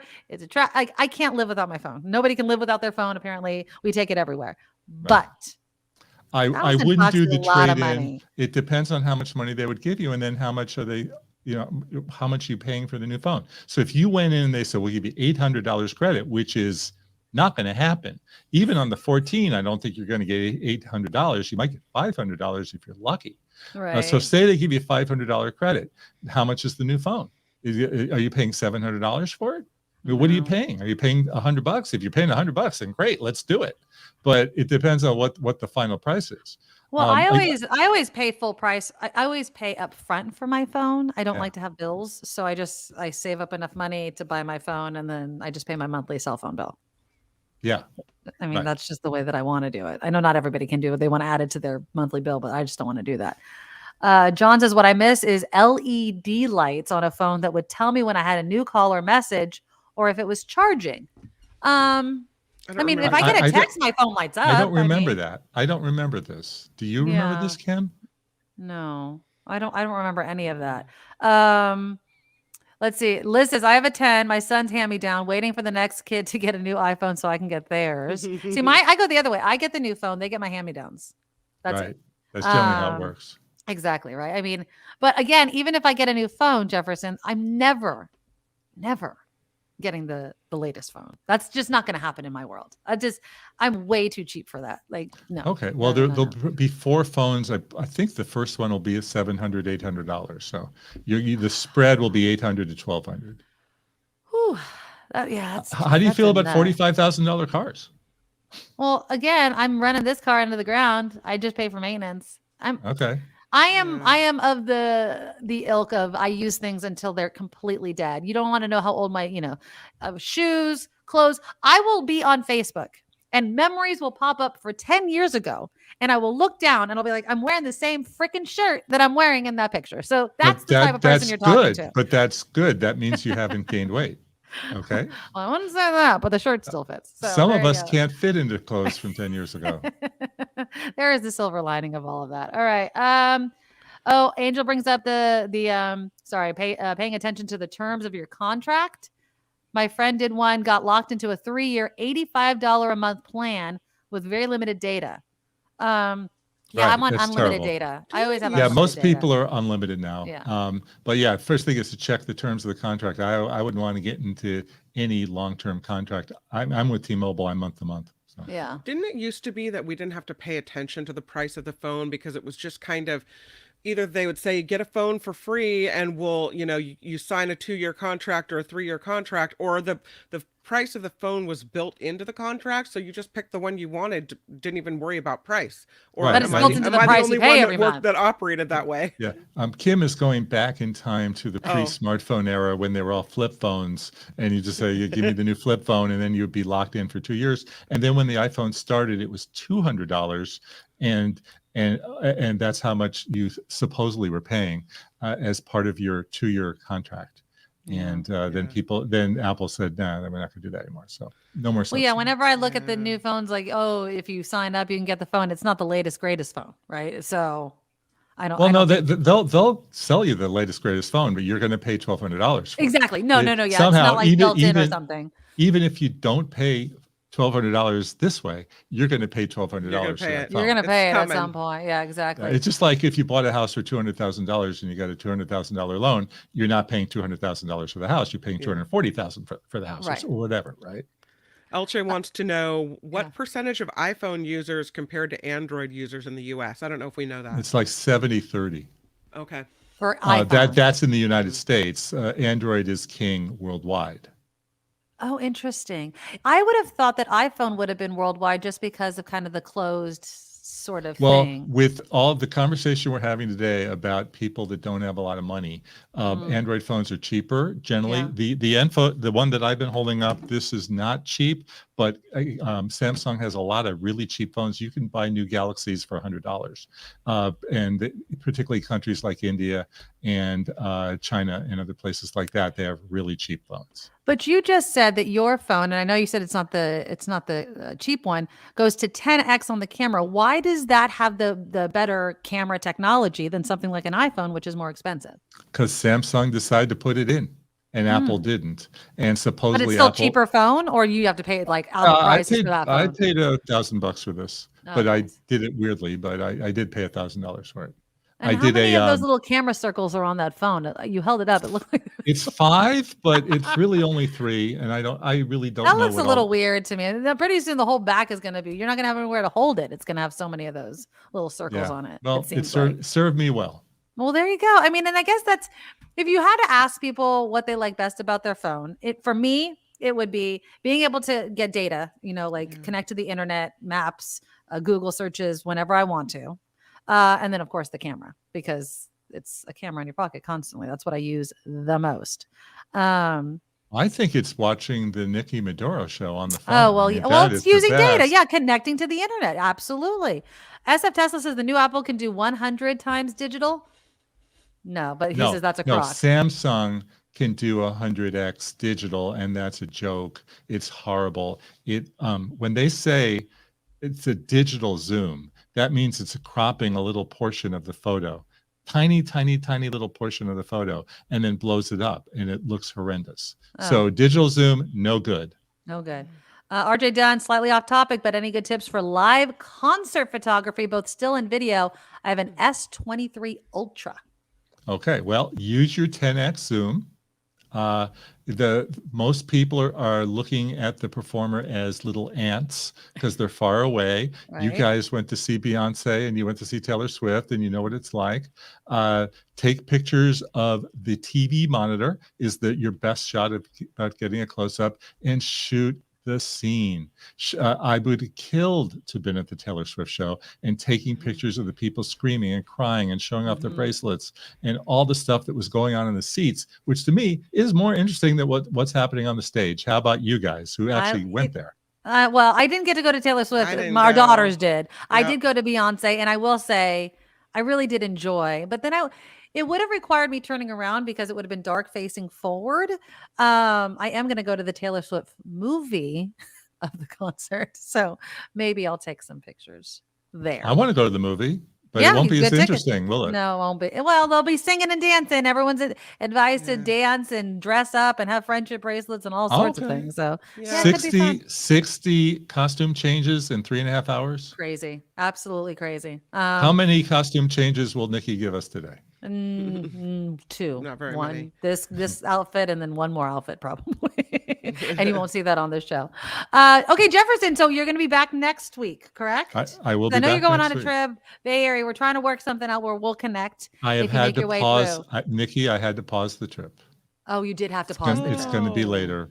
It's Okay, going to well, be later. you know, the great thing is I'm not moving. So if you're ever up this way, Oh, I will be up please this come way. through. I Okay, still perfect. have this dream. I have this amazing video I want to do up there. Oh, sweet. Okay, great. Well, I can't wait to hear and see all about it. Jefferson Graham, follow him on YouTube, PhotoWalks TV. You see it right on your screen. He is the guy that knows everything about phones, taking pictures. It's awesome. Jefferson, thank you so much. We'll talk next week. Thank you. All right, Thank you. bye-bye.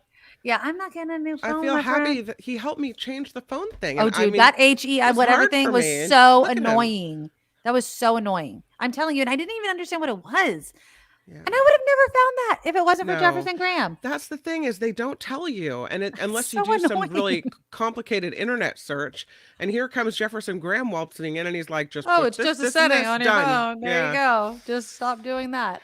Because he read the manual and we didn't. That's what happened. Well, he's the expert. Me, Yeah. this is what I want. If I'm paying $1,000 freaking dollars for a phone, I want that damn phone to do exactly what it needs to read my mind. Read my mind. What do I want? I don't want it to be annoying. I want my picture to be great. I want you to recognize the environment that I'm in. I don't want to have to change any freaking settings. I want it to just do that. Can it Well, do you that? know what would be nice? Let me just pie in the sky dream it. Instead of stickers, right? Instead of those stickers that Kim What is if they- not impressed by at all. No, what if they had a thing where you know how you can push the microphone when you're, dictating text? Yeah. Yeah. Since your phone's listening to you anyway all the time, Right. what if they had a thing where you could push the microphone button and say, "Hey phone, can you please change all my pictures to the JPEG format?" And your that'd phone be a would good just idea. do that. Like your phone would follow verbal commands. Wouldn't that be nice? Let's see. So then Hold you on, wouldn't hold have to Hold on, tinker hold on. around with all these little. Can you change all of my photos to JPEGs? Let's see what it says. Oh, hold on. It tells me I have to unlock my phone first. Hold on. Oh. Okay, let's see. I mean, wouldn't if it did that, that would be pretty change cool. all of my photos to JPEG. Oh, wait. I mean, it opened my photos. It didn't really do anything, though. No. No, it didn't do anything. Well, I think I think they should, instead of stickers, they need to do that. Or at least tell me that they're not going to do it. How rude of my phone to not even answer me. Or whatever command you give it, it should just say, "Okay, Kim, done. Thank you." Yeah, absolutely. Phone, can you please set a Google Calendar reminder for thing X? Yeah. Phone does it. It should be it should be how we want it to be, which is an assistant, right? Like just look at your phone that I paid out the ass for. Please do what I tell you to do. I paid for you. You're mine. You're my slave. You're my electronic slave. Do everything I want to. And people make it sound like it's so easy in the commercials, right? Like Yeah. Siri, do this. And every time I talk to freaking Siri, she doesn't know what the hell I'm talking about. I hate Siri. Siri sucks. I always say that. I should put on a t-shirt. Siri sucks. Never understands what I'm really freaking asking for. She brings up Safari. I don't like Safari. Freaking hate Safari. Yeah, it's all those things. How long before AI figures it can BS us with excuses like unlock first? I fell for it. I'm it. sorry, Nikki. Must unlock. Oh, Yeah. Chris says, Nikki, what's your favorite sushi place in Concord? Kim, my favorite was Heroes in Petaluma, but it's closed. Go to McCooney's. MIKUNI''S. Okay, go to McCooney's. Order the barbecue tuna. It comes as an appetizer or an entree. The appetizer has 3 pieces. The entree has 5. Get the 5 and don't share it. That's what I do. And then get both the red and the white sauce. Okay. My mouth is watering. See, McCooney's needs to be closer. That is my hands down favorite order. And then the second one, which I think they have both at this McCooney's, It's the incredible roll, and the pimp my roll. They're very similar, but they're not the same. So incredible roll, pimp my roll, and the barbecue tuna with the mixed red and white sauce. Have both. So good. There's also the Annie is really good. Anyways, Mikuni's, MIKUNI''S. So freaking good. I didn't discover them, but when I lived in Sacramento, they started up there. There's many locations now. I will say this, what I noticed when I go with my best friend, because we're both like Mikuni whores. We'll drive distance for this. Okay. I feel like the rolls are smaller in Concord because it costs more money. I'm sure the rent that they're paying in Concord is a hell of a lot more, but also the water park. And I think it was Kim that said Hurricane Harbor. That's what the name of the water park is in Concord. So there are water parks. I did want to get to it. Like, it does make me sad that we're losing raging waters here in San Jose. It makes me sad that what do you have in Petaluma? I mean, what do you have? You don't have roller coaster parks there. You don't. No. I mean, what do you have that's close by for kids in the North Bay? There is a Scandia in Rohnert Park. What the hell is a Scandia? Really? You don't know what Scandia is? No, come on. Maybe I don't. It's like the place you drive by on 80 as you head between the Bay Area and Davis. Family Fun Center. Yeah. I've seen it. So there's like an arcade inside. They have bumper cars. It's like golf land. They have baseball cages. They have mini golf. Yeah, it's one of those. So there's a Scandia in Rohnert Park. We have in Kenwood, there's a kind of a hot springs pool area, which is really fun. We have Lagunitas. That's for the grown-ups, Kim. Well, so are hot springs, Kim. I mean, what teenagers going to the hot springs? If my teenager looked at me and said, me and my friends are going to the hot springs, I'd be like, no, you're not. We have the Snoopy's ice rink in Santa Rosa. That's fun. Oh, that's Kim. Or Karen. That's Karen's favorite place to be. We have Cal Skate, the skating rink in Rohnert Park, which is in danger of closing. Okay, but you don't have like an amusement park. No, like you don't have roller coasters out there. The closest we have would be Six Flags Discovery Kingdom in Vallejo. Yes, and I've never actually been there. Surprise. Yeah. You won't. Oh, because of the whales and dolphins. I don't like it. I have take a personal stand against that company. Yeah. I've never been there, so I don't need to feel your wrath. I wanted to go just because it's closer, like roller coasters that I've never ridden on before. Right. But I've never gone there, and it's only like I think Vallejo is like 70 miles away from me, something like that. And the only reason I know that is because of the sign that I would always pass when I was coming home from Sacramento that says San Jose, 70 miles away. I just feel like, are we running out of places for kids to hang out, or are we spoiled? Are we spoiled because it's the Bay and there's always all this fun stuff to do? I mean, there still is. Now, Great America, I still hope and pray that it's not actually going to close down. But I mean, it's been there forever. You can't get rid of Great America, but it's supposed to happen in like 9 years, which, sorry if this sounds totally selfish, but my kids will be grown by then. It's like, well, at least they can enjoy it for right now. I mean, I literally just bought them season passes again for next year. So, and they love to go, and it's great. Right. Amy says my high school ditch day was at a hot springs. I don't even want to know what goes on in hot springs with teenagers, but that's fine. That's just me thinking that. All right. Square, you're right. Golfland used to have a water park, and that's when it was fun. And it used to be miniature golf. I don't like miniature golf. I don't. I think that it's frustrating as all hell, and I want to destroy the freaking windmill because I can't get the damn hole through the thing before the thing hits it. I don't find it to be fun. It's a great, look how fun on a date. We're going to go miniature golfing. Nobody likes it. It's stupid. Unless you know how to really play, it's dumb. I don't like it. We do have in the North Bay, we have a lot of pumpkin patches. And that's riveting. That's riveting. I mean, good ones, though. Like with rides, and you can ride around the farm. There's a lot of ag out here. A lot. Okay, so that's like what, September, October? And then what? And then we have Christmas tree farms where you can go pet a horse and take a sleigh ride. Your idea of teenage fun. I'm talking about what teenagers, I mean, maybe teenagers. All I'm saying is like. This is not the South Bay up here. We're limited.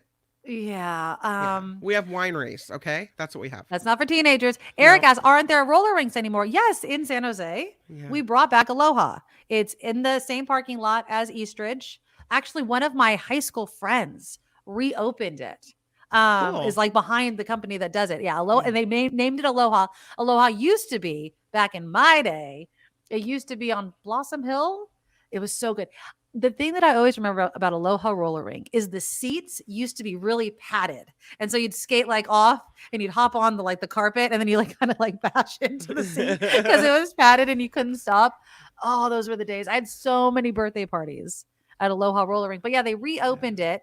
And they have like a bunch of other things to do in there. I think there's a little bit arcade, and I haven't been there since, God, I think it was last summer I took the kids there. I am not roller skating anymore, not with these knees. I just, watching people roller skate makes my knees ache, and I'm that old. But I love watching the kids do it. They have the little, walker looking thing so you could practice roller skating, which we didn't have in my day. You just had to fall your ass over and over again and hang on to the wall.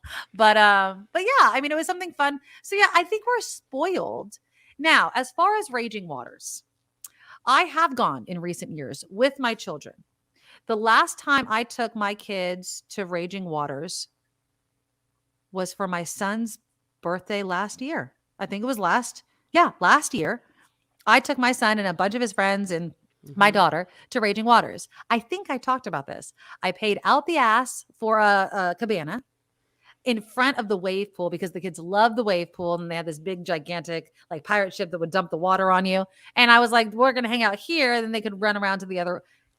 They didn't open the wave pool because they didn't have enough workers. Okay.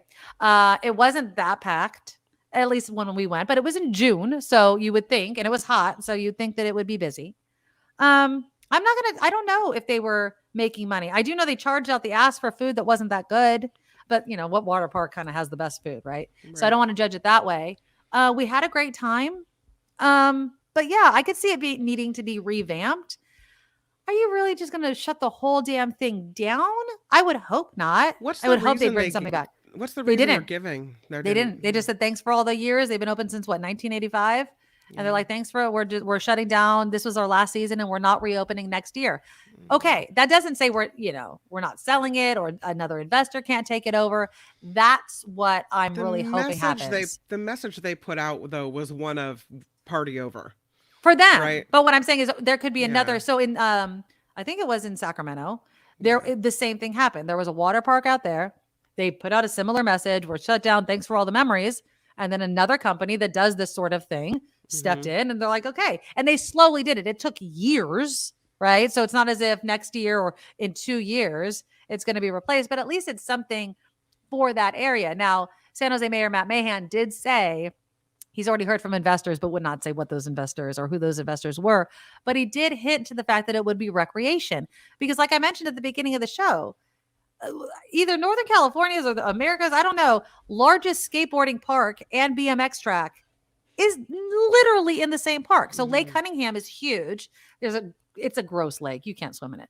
I don't even think the birds should be going in it. It's like moss and algae and but anyways, it's there. It looks pretty. Don't go in it. There's a huge trail. They do the drive-through. They've done drive-through like I don't know if drive-through Christmas in the park was there, but they did some sort of drive-through through there a couple of years ago. It's just great fun. It really, really is great fun over there. And the skateboarding park and the BMX park is amazing. If you've never gone, it is worth driving to. Even if you don't live in the South Bay, if you like BMXing or skateboarding, you should go to this park. So it doesn't make any sense to build housing right there. You need to make it another recreation destination. That's what I think. You just mentioned Lake Cunningham. I will say that we have the boathouse in Petaluma, which opened last year. Okay. And it's right on the Petaluma River, which I also question whether you should dip your body into. But you can rent a stand-up paddleboard. You can rent a kayak. Okay. You can rent one of those, pedal boats. Pedal boats. Yeah. Yeah, so that's kind of fun. That's new in Petaluma. You can go out and do that. I like that because that's like an active type of thing, which is exactly what the skateboarding and the BMX biking is, right? I mean, you could bring your bike, you can rent them, you could do all those things. Yeah. I hope that they do something. Raging Waters definitely wasn't on my to-do list every summer. It wasn't. And I used to live not too far from there. I live farther away now. Great America, put that down. Yeah. It is going to hurt because I like going there. I love my roller coasters. It's the close one that we do. And then my kids, Marley's at the age, she went there by herself with her friends and was totally fine. And she has her season pass and that's what you do in high school. You go to the amusement park, you hang out all day long. They have fireworks. The last time I was at Great America was for the New Orleans. and they had like all these different type of, gumbo and stuff. They had a whole parade down the main thing. It was so much fun. It didn't look like a place that was shutting down, is what I'm saying. Yes, and Dylan lost his phone there, and he found it because he's a good kid. But it was great, and I just hope that they can maintain it. But at the same time, another great one. Great point, Kathleen. Santa Cruz Beach Boardwalk. Yeah. We're spoiled here. So, on one hand, I don't want to see Raging Waters just be eliminated with nothing to replace it, recreation-wise. On the other hand, we have stuff to do. And we're in California, right? You can go to Petaluma. You can go paddleboarding. You can go to the ocean. You can go to the hike. Like, you can do things that aren't corporatized, right? So it's not the end of the world if this happens. Speaking of fun things to do, I was just looking at this story in SF Gate. Did you know in the Lake Tahoe area, you can go hiking with goats? I did not know this. Okay. You think, why would I want to go hiking with goats? That was my first question. Okay. All right. It looks really fun. The goats carry the tent.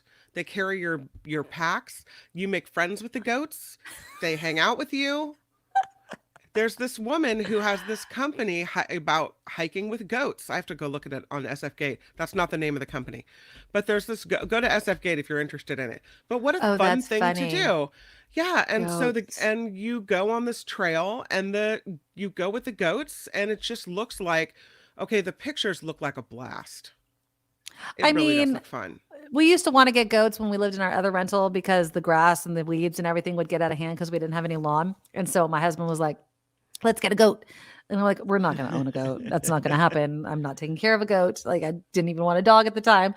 That wasn't going to happen. That could be fun. I think I want to go to that place also up in your neck of the woods, that Safari West place. Oh yeah, that's cool.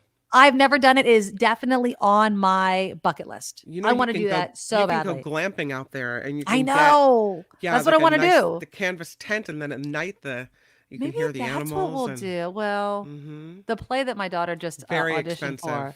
I know, but I'm like, for my husband and I are both Scorpios, so our birthdays are around each other. So maybe we can do something like that and go. Do they still have the giraffes and everything out there? That see, that would be so cool.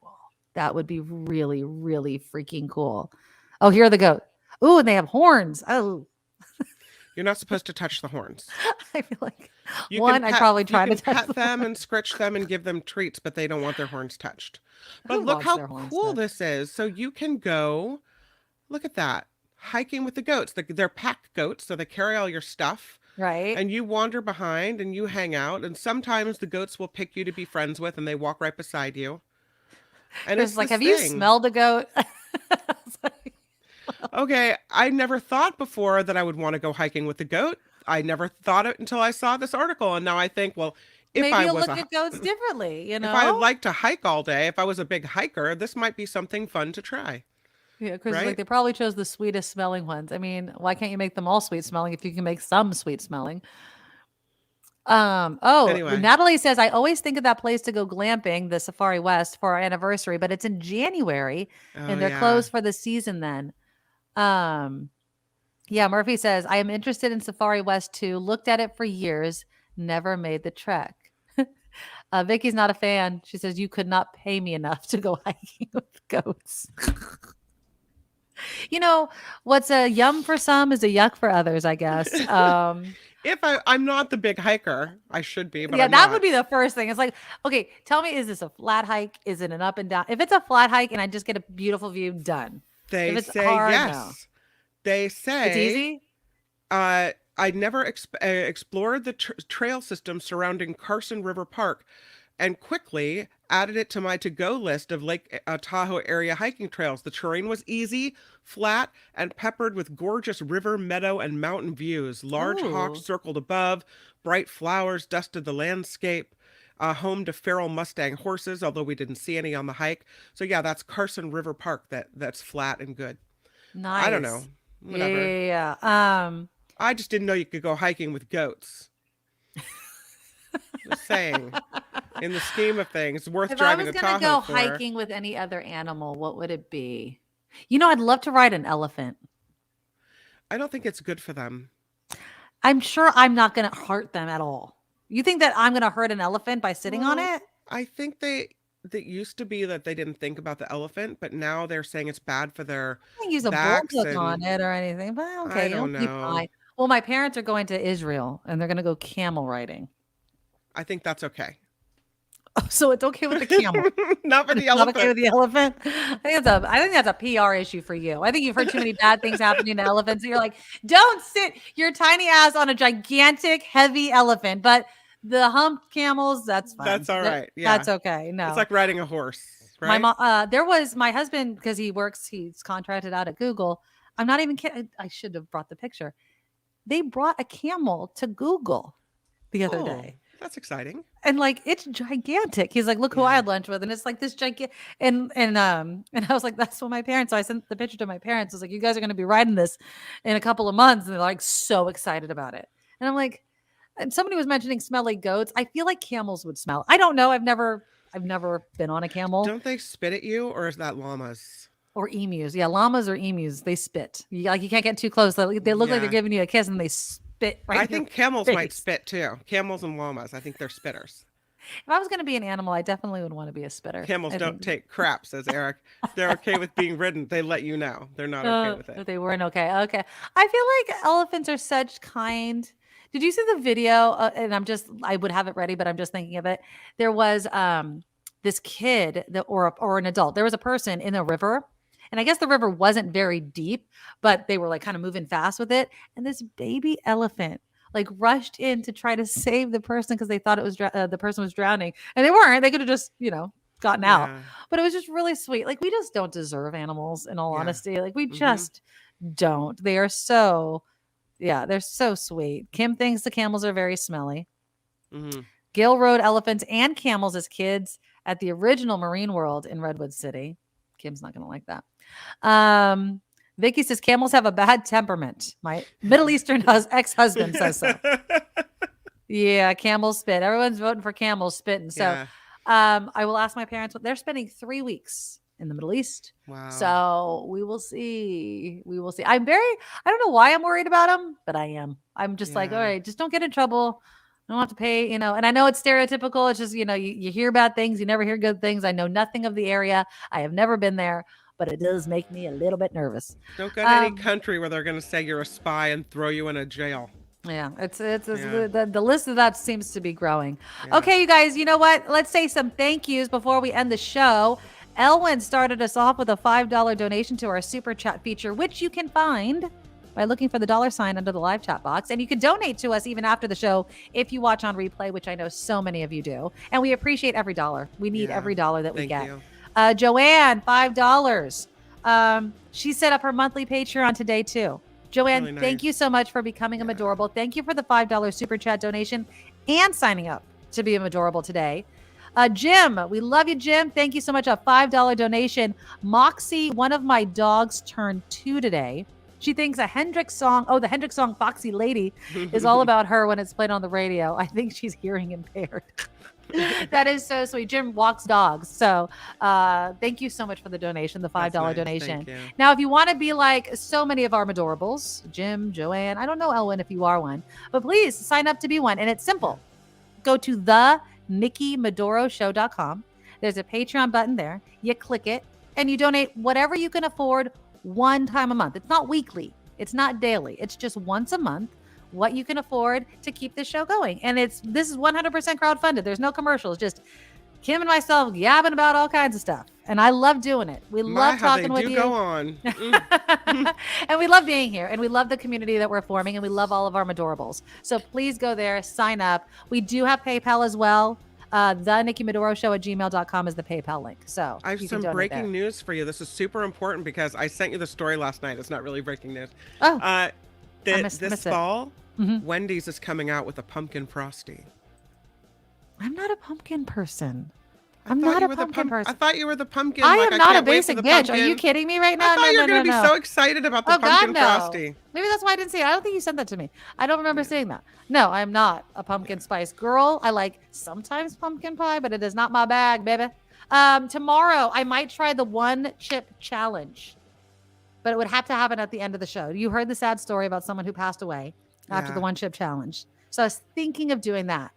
If you guys have any other Friday food ideas, though, send it to me because I have to do it today. A risk of death? You know, I live on the edge, Kim. That's why people come to this show, is because I put my life in my hands just to eat food that is a little too spicy. So if I had to choose the one chip challenge with a risk of death or your feet in pudding, I'm going with your feet. I know so many other people that are choosing my feet as well. I'm just kidding. I'm not doing it. I'm just kidding. All right, you guys. Again, TheNikkiMedoroShow.com. Please, you guys, support the show. We really do appreciate it. And stay here because, well, not right here, but on YouTube, because the Mark Thompson Show is next. His link is right in the About section of this channel. And then stay for the After Party Live with Kim and John Daly coming up from 1 until 2 o'clock. And until tomorrow, it's almost Friday. Mwah. Love ya. Bye. Nikki, you're all so awesome. You're sprout like a beautiful blossom. You're also the best. I really can't rest. You're all so awesome.